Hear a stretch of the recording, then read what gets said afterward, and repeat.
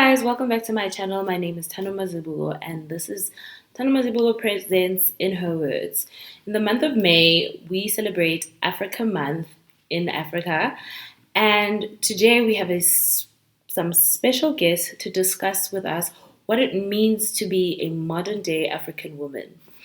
And I'd like to introduce them to you. First, we have. Hi, my name is Musho. And then. Hi, my name is Thato Khuele. And today we'll just be discussing how we view things as being an African modern woman. So, Thato and Musho, when you hear the topic being said to you guys, what it means to be an African woman, how do you see that for yourselves? Well, African women play a pivotal role and are instrumental in today's society. African women shape today's society through different industries such as agriculture, trade, and economic pursuits. The cultural evolution and history of African women is related to the evolution and history of Africa, the African continent in itself. And what being an African woman means to me, it would begin with self-reflection and understanding my history and what my ancestors have endured to make it possible for me to live the life that I am living today. So being an African woman starts with, my role, the role that I play within today's society. It starts with, being accepting of the color of my skin, my roots, my coils, my nose, being accepting of, the role that I would have to play, being multifaceted and diverse as I am. And it also means dismantling westernized and gender-based standards of how I should and shouldn't be. So being an African woman is understanding my position in the world, and that's what it means to me, understanding my position in the world and what it is that I have to offer outside of westernized standards, outside of the oppression of women, what women have endured. It's understanding that I am diverse and greater. For a better term, I have so much to offer beyond all traditions and customs that have confined me as a woman. Musho? Well, Thato said a mouthful. Yeah. I concur with her. Yeah. What I'd say defines me as a modern African woman, well, not just me, just my understanding of a modern African woman is being unapologetic about who you are, being true to yourself, and just being bold and living the life that you see fits you. So that's what I can say. Not to add more, because Thato has really laid it all out. Yeah. But it's just being true to self and just knowing who you are, knowing where you come from, and knowing what it is that you would like to be or where you're going in life, basically. So it's just being true to self. Mm-hmm. And Musho, you have an interesting background, or what makes you a African woman, because you don't only have ties being South African, you also have, ties with being from DRC, well, having genetic makeup from DRC and Rwanda. So how does that play into the person or the woman that you are, and how have each of those cultures contributed to making it, and how is it different? How are the different cultures different and contribute to who you are now? Well, as an individual, as Thato briefly stated. Mm-hmm. Our past, our history, and who we are and where we come from shape the type of a person or people that we become. Mm-hmm. So I'm not too sure if different, if having all those ties make me different, but they make me unique in a sense where I feel that a little bit of my history or my background with those countries have contributed to the type of person that I am today, have contributed in the way that I see the world, the way that I interact with my fellow African brothers and sisters, and just, people like in general. So I'm not sure if I answered your question, but all those backgrounds Yeah. have molded me into the confident, empathetic, caring, bold, and proudly African woman that I am today. Thato, you spoke about how African women contribute to the economy and our agricultural side of, Africa's growth and the role they have in that. Do you think that, being an African woman and having a past where, women not having the voice that they or allowed to have the voice that we probably have now in modern times, do you think that is also contributing to that factor of where we stand? Um, it is critical that we understand that over centuries of history, women's voices have been silenced because their role was in the kitchen, their role was in at playing the nurture at home. Right now, women are breaking barriers and are owning these spaces in where they operate, whether it be as entrepreneurs, as employers, as employees, as mothers.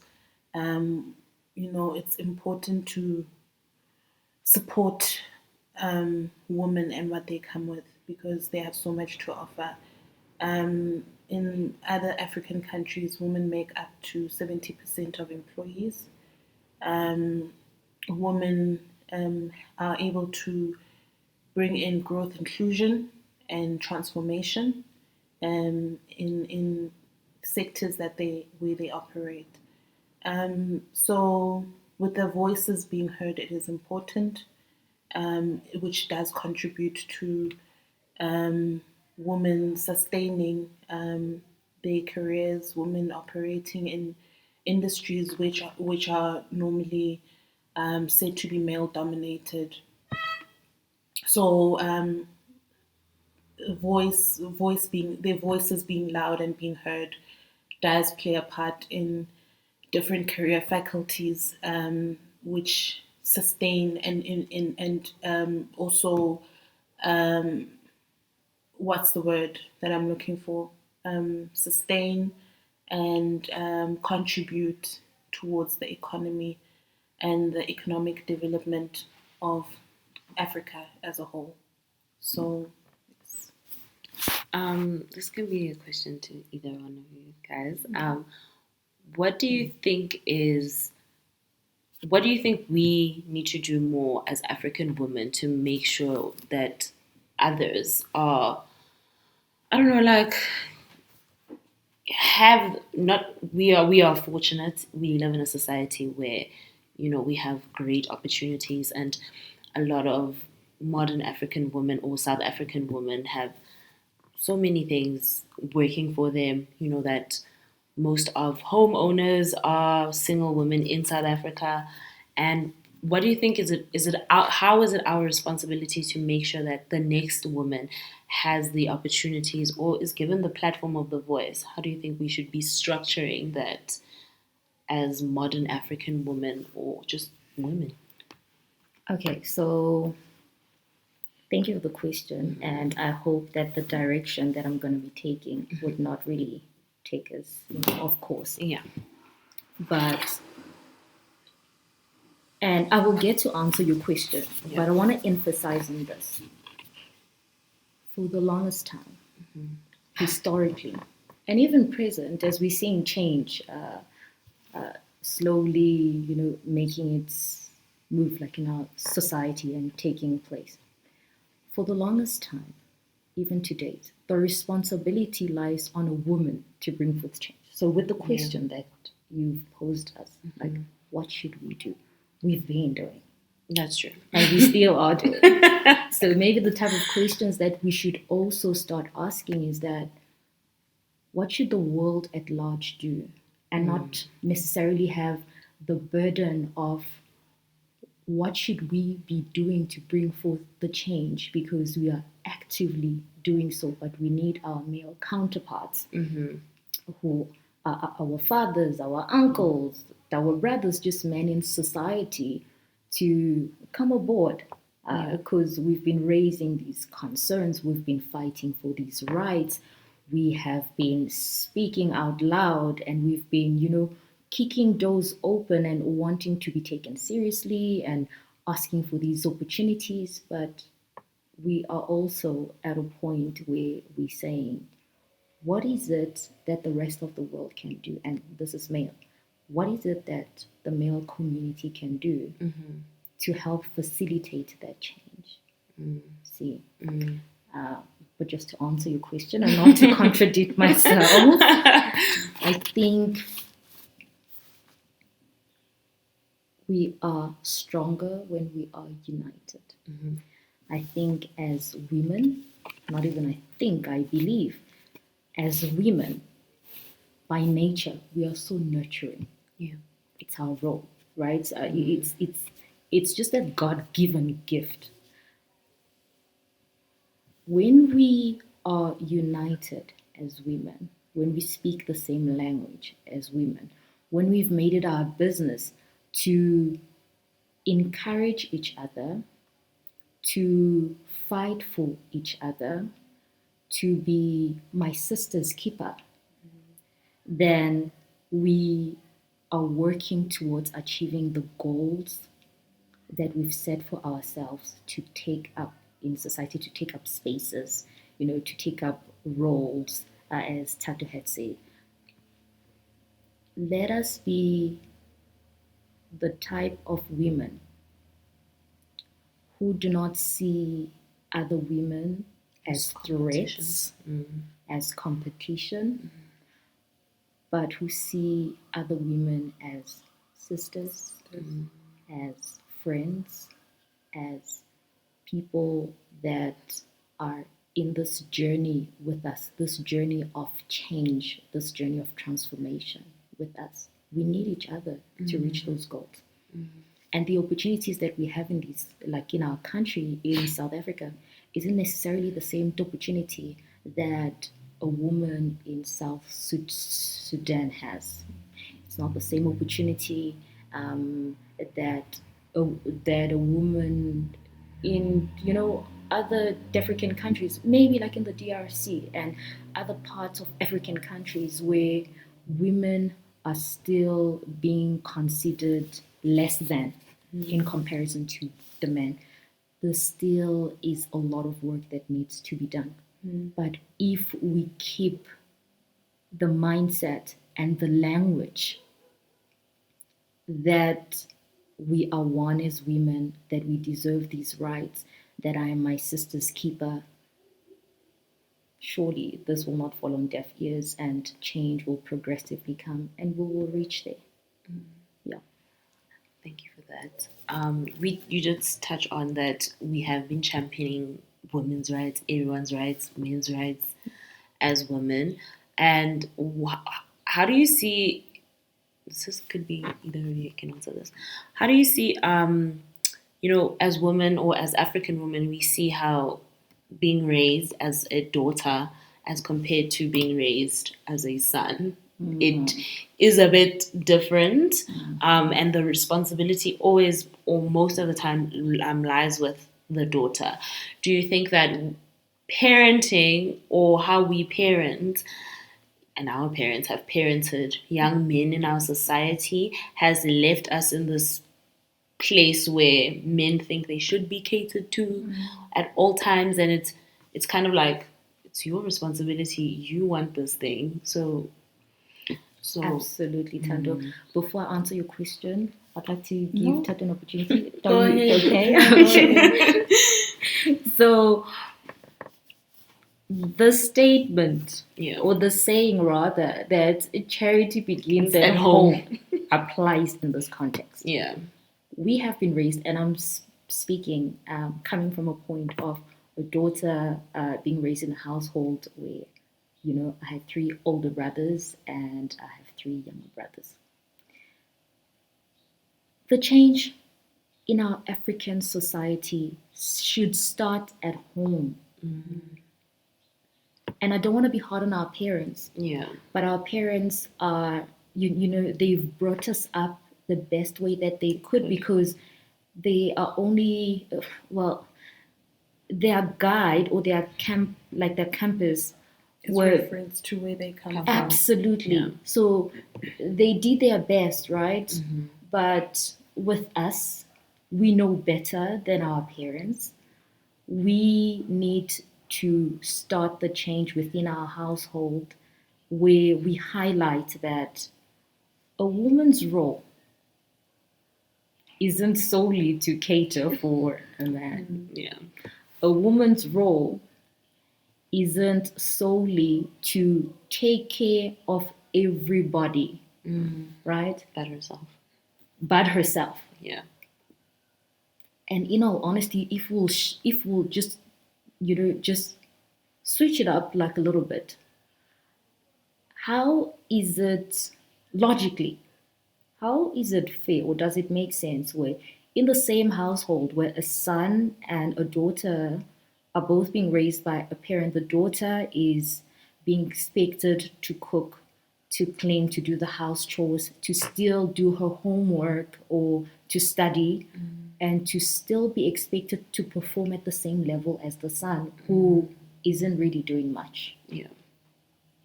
So there surely is a disadvantage there. There surely is a broken system there. And that's where we then need to really rise, like, and say, change needs to start at home, because we cannot expect for the change not to start at home and hope that in the working space, in the office, because trust me, when such mindsets in the home aren't changed, because we work with these men like in offices, right? In the workplace. So if this man has not been taught from his home that a woman has a voice or a woman has a say, when I'm to present or when I am to do my work at work, I may not be taken seriously, or I may even be questioned whether what I'm contributing is worth it. Because the man still has the mindset that you are good for certain things, but not necessarily like in the home. Yeah. So just to redirect it back, I absolutely think that the discussion should start in the home. That's where the change will start. And that's where you will see these men and women who go out to, start their businesses or to even work in corporate. They have that understanding that I deserve to be in this position. As a woman, I'm not going to be intimidated when I'm in the workplace that I need to say less because, like a woman is not expected to speak much because in the household, that's what I've been taught, that you don't say much, that you take care of chores. Seen, not heard. Hello? How am I supposed to take that saying and still play my role like in the workplace? Because then it also brings doubt where I question myself. If I've been hearing the saying, women are seen and not heard. How do I contribute, or how am I my best in spaces where I'm expected to lead? Because I haven't been taught to be a leader from my home. Yeah. You know? Thato. No, I agree with you 100% that charity begins at home. We need to dismantle systems around what the role that women play in the world, and that includes women wear many hats, and it's pivotal that we understand that as a woman, it is my right. I have a right and an ownership to be in the workplace or to be in the position that I am in, to be more and beyond than what you think or how you think you can box me to be, or what society expects me to be. So it is important that we start relaying the message to men, to our counterparts, to say that this is the space that I am in, and it goes beyond how limited I have been as a woman to play the role of washing the dishes, to play the role of being domestic at home, but not thriving in the workspace. So I agree with you 100% when you say that charity begins at home. It starts with what our parents teach, upbringing, what they teach us, what they teach the young men, what they teach their sons, to say that there are no gender roles when it comes to domestic work. There are no gender roles when it comes to cooking. There are no gender roles when it comes to doing what you need to do necessary to keep the home clean, the home space clear. Even though women are nurturing, naturally, it's first nature. It's not even second nature. It's in us. It's in our DNA. However, it is important that men support the objective of women thriving in their careers, women thriving in spaces and in what we call male-dominated industries. And we no longer say, or even in the way we speak, we no longer say that she is a female leader. We now say she is a leader. She's a CEO. She is a female engineer. No, we're no longer saying she is an engineer. So it goes back to dismantling, however way we have programmed. Society has programmed us to limit women and to do things that, I don't know. But yeah, it goes back to society as, So we had on our YouTube channel, you can click the link, a man on our podcast, and he was saying that men won't change the systems because it benefits them. And which is very true. I'm not going to be willing to help you in a system that benefits me.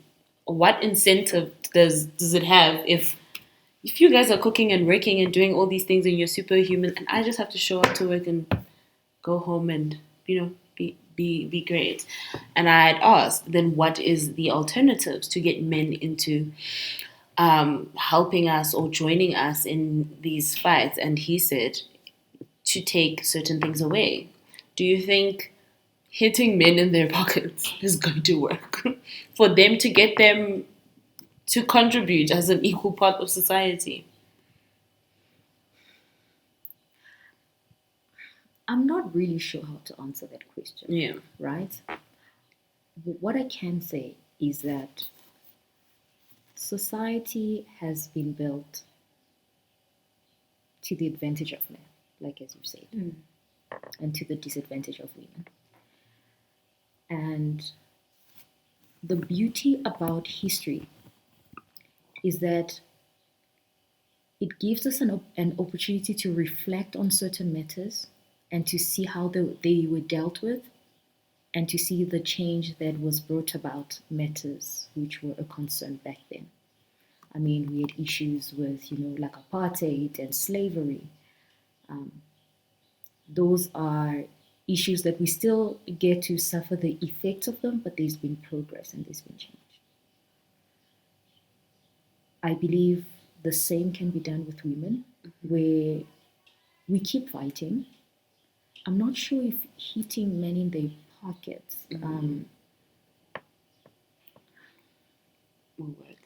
will work. Like I don't really know how to answer that question. But what I can say is that we are being governed by laws. We are a democratic country. I'm going to make an example with South Africa. We can challenge laws. Laws that seek to still frustrate the progress of a woman. If there are any laws that are against transformation, that are against inclusion, that are against growth and development of women within society, in corporate, to do better, that's the route that we need to go to. And if we attend to those laws and we challenge those laws and we bring about change in those laws, it means that society or man or corporate or the workplace have no choice but to change. And failure to do so will then mean that they're contravening the law, and that's illegal. Yeah. And therefore, they will have to suffer the consequences. So my approach would actually be for women to continue to work together. Yes, we are asking our male counterparts to help us in this journey. And if that's not happening, then it's for women to revisit the law, and to see, do we need to change certain laws? Do we need to request for certain laws to actually be ratified, to be reviewed? Or do we need to add certain laws in the country which will force men, or which will force corporate companies, or which will force the society at large to acknowledge that the woman has the same right as a man, that the woman deserves the same opportunities that the man is getting, and therefore we cannot just be cast aside or still be put in a position where we are frustrated or where we can't grow. So that is my take of it, and that's the approach that I think is the most suitable approach to follow. Maybe Thato, if you have a different perspective. So I agree with what Musho said. It's important to drive inclusion growth for women. We have overcome a lot of customs that have limited and boxed us. So across Africa, women and men often experience different opportunities and conditions and privileges. They earn different wages, do not have the same access to education, and are not always equal before the law. So women are more active as an economic agent in Africa than anywhere else in the world. They perform majority of activities in the workplace, and it takes them a longer time to get to a leadership position versus a man. So hitting them in the pockets is not a strategy that I think would work 100% or as per se. I think we have laws that speak to transformation, speak to inclusion, speak to equity bond, speaks to positions where women are able to climb up the ladder and in the workforce, in the workplace. And I think that once that is applied and rolled out, it gives women a better opportunity to balance out the percentage of men in leadership versus women in leadership. With the new opportunities that have been rolled out and policies, they give women ample time to kind of position themselves in the workforce, which is something that I think should continue being applied in that regard.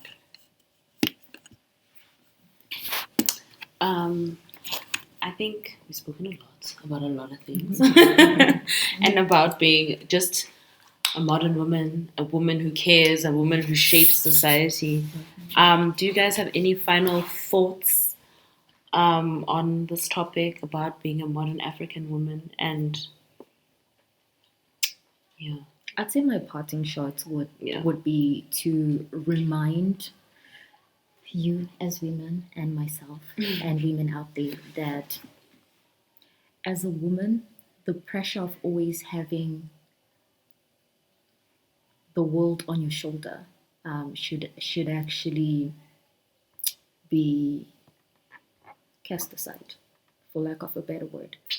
It's okay for a woman not to have it all figured out. It's okay for a woman not to be multifaceted and juggle a home and corporate. It's okay. Yeah.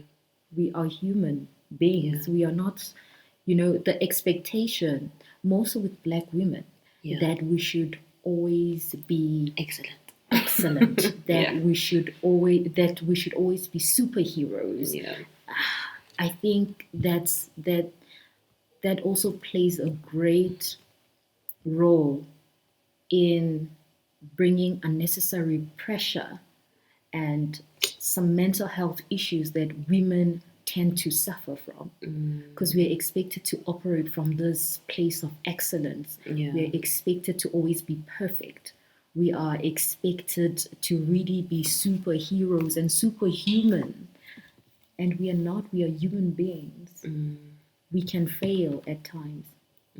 We can juggle just one job. We don't need to have 15. We don't need to have 15. We don't need to know it all. Yeah. And it's And we okay can not to break know it all. down and cry. We can seek help. We can seek assistance. We are human. Yeah. Like, that's all I can say.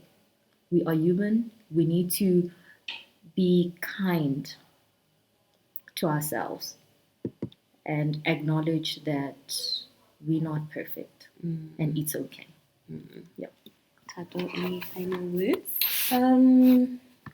I would say that women are strong, women are powerful, women play a great role in society. You can be anything that you want to be.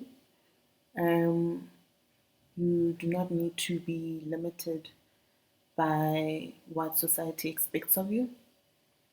If you want to be in a leadership position, go for it.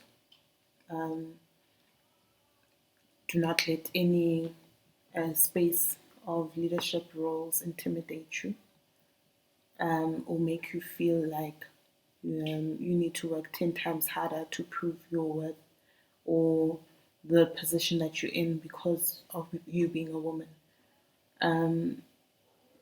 As Mushi said, you're human, and you need to continue owning up the space that you want to own up to, that you want to own. Pressures around who you're supposed to be as a woman, what you're supposed to do, just brush that off. But if you want to go into any role which society has said that it is a role for men, it is a role that is dominated by masculinity, go for it. Women are thriving nowadays. Women are buying houses. Women are educating themselves. women are writing theses and doctorates, and striving in whichever industry that they want to strive in. Continue pushing, continue moving forward. Um, the opportunities are there, and it's not limited to just the work industry. But as an entrepreneur, you you can own your own empire and thrive in it, and create opportunities and employment for other women, or guide and show the ropes to other women through uniting, through empowering each other and lifting each other up. So the world is indeed your oyster. Um, go for it with no limitations, with no fear or feeling intimidated by what society says a woman can and cannot be. Thank you. Thank you for joining us on this special episode, and thank you to my special guests, Musho and Thato, for sharing so much with us and Africa Month. We'll see you next time on In Her Words. Bye.